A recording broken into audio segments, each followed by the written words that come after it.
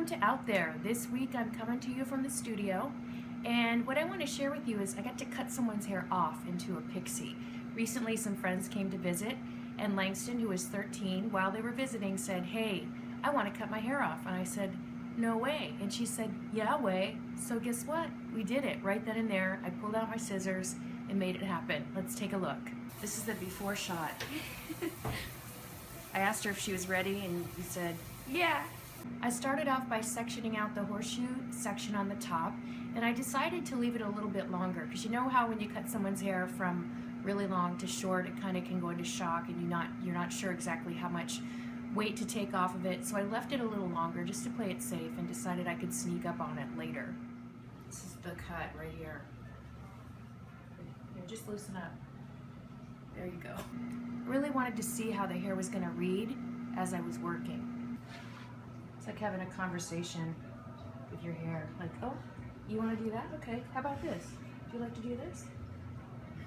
Excellent.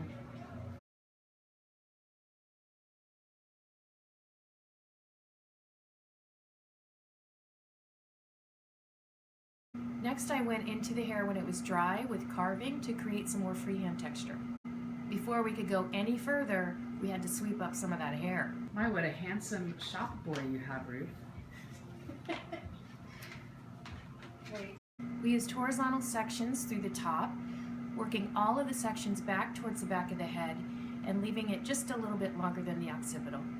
The next step was bringing all of the sections over to one side and removing the length so it sat just about the middle of the ear. Then we did the same thing on the opposite side. I cut the front short to long on both sides so that she'd be able to flip it either way. Once it was dry, we went in with some freehand texturizing techniques, grabbing little pieces and feathering through the ends. I went back in and took about another inch off because after checking it out, I realized I wanted it to sit closer to the head. Next, we rough dried the hair to see how it would fall. At this point, the most amount of weight is in the center on the top, so I went through with horizontal sections again, this time elevating them straight up and doing some deep point cutting into them so that we created a lot more texture and a lot more movement on the top.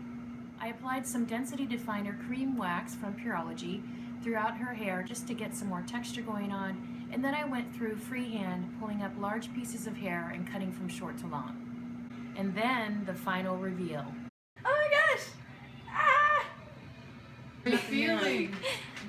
See, look. Oh, it's so cool! It's always fun to cut someone's hair off, but even though it's hard to believe when they say, "I want my hair cut off," it's hard to believe them because it doesn't happen that often. So I'm so happy that I got to cut Langston's hair off into a pixie. I'm glad you got to see it with me, and until next time, that's all for now.